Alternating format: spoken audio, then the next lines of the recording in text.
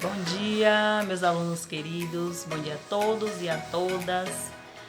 Estamos iniciando mais um semestre, sejam muito bem-vindos, que possamos aí seguir nesta nova etapa com muita dedicação, muito compromisso.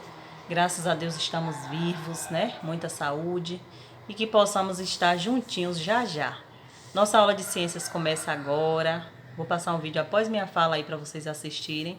Assista com todo carinho, faça as anotações que vocês acham consideráveis para a gente estar discutindo na nossa live, certo? Beijos, fique atento e até a próxima.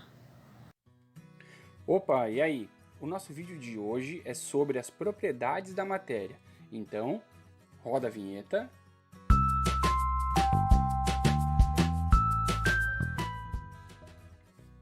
E vamos ao vídeo. As propriedades da matéria nos ajudam na identificação de uma substância. Mas o que é matéria? Matéria é tudo aquilo que ocupa lugar no espaço e possui massa. Cada tipo de matéria pode apresentar uma ou mais características, que podemos chamar de propriedades. As propriedades da matéria estão divididas em dois grupos, as gerais e as específicas. As propriedades gerais são as características que toda matéria apresenta, independentemente de seu estado físico, seja ele sólido, líquido ou gasoso. A primeira delas é a inércia. Uma matéria sempre manterá seu estado de repouso ou movimento, a menos que uma força externa haja e modifique o seu estado. A massa, de uma maneira geral, a gente pode dizer que é a quantidade de partículas que forma essa matéria. O volume é o espaço que toda a matéria que possui massa ocupa. A impenetrabilidade diz que duas matérias não podem ocupar o mesmo lugar no espaço. Para que uma matéria ocupe aquele espaço, a outra precisa sair. A compressibilidade é a capacidade da matéria diminuir seu volume quando uma força é aplicada. A elasticidade é a característica que uma matéria tem de voltar à sua forma original quando for esticada ou comprimida. E a divisibilidade é a capacidade que a matéria possui de se dividir inúmeras vezes, sem haver modificação de sua composição química. Já as propriedades específicas, elas podem estar presentes em alguns tipos de matéria, e em outros não. Isso vai depender da matéria em questão. Entre as propriedades específicas, a gente tem as propriedades organolépticas, que se caracterizam por estimular pelo menos um dos 5 sentidos, como por exemplo, o sal de cozinha, que estimula o paladar, o som de um ovo fritando estimula a nossa audição, ao tocar num cactus percebemos que ele espinha, por causa do nosso tato. Quando observamos fogos de artifício queimando, ou o cheiro de um limão sendo espremido. As propriedades químicas caracterizam a transformação de uma matéria em outra. Chamamos esse processo de fenômeno químico. Para que isso ocorra normalmente, precisamos submeter a matéria a determinadas condições, como temperatura, pressão, catalisadores, enfim.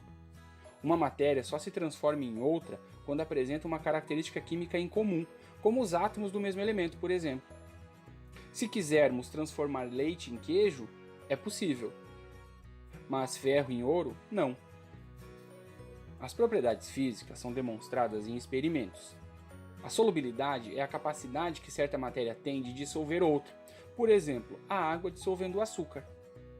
A densidade é a relação entre massa e volume, ou seja, quanta matéria forma aquele corpo. O ponto de fusão é a temperatura que indica quando uma matéria deixa de ser sólida e passa a ser totalmente líquida. O ferro, por exemplo, deixa de ser sólido e passa a ser líquido quando atinge 1535 graus Celsius. O ponto de ebulição é a temperatura que indica quando uma matéria deixa de ser líquida e passa a ser totalmente gasosa. O metal mercúrio, por exemplo, ele deixa de ser líquido e passa a ser gasoso quando atinge 356,9 graus Celsius. A tenacidade é a capacidade que uma matéria tem de resistir ao impacto de outra. Quando uma pedra é arremessada no vidro, ele se quebra, ou seja, a pedra é mais tenaz que o vidro. E dureza é a capacidade que uma matéria apresenta de riscar outra. Por exemplo, o diamante é usado para cortar vidros. O diamante é mais duro que o vidro, mas ele não é mais tenaz que ele. Concluindo então, as propriedades gerais estão presentes em todo tipo de matéria. e as propriedades específicas podem variar de uma matéria para outra. Vamos para o desafio? Qual o elemento que tem o ponto de fusão mais alto? O tungstênio, o molibdênio ou o rênio? É o tungstênio. Ele se torna líquido quando atinge 3.422 graus Celsius e é usado em ligas metálicas, filamentos de lâmpadas e resistências de aquecimento, pois não derrete com facilidade. E aí, curtiu? Então se inscreve no canal, compartilha e ativa o sininho e segue a gente no Instagram @fansdamente. Até mais!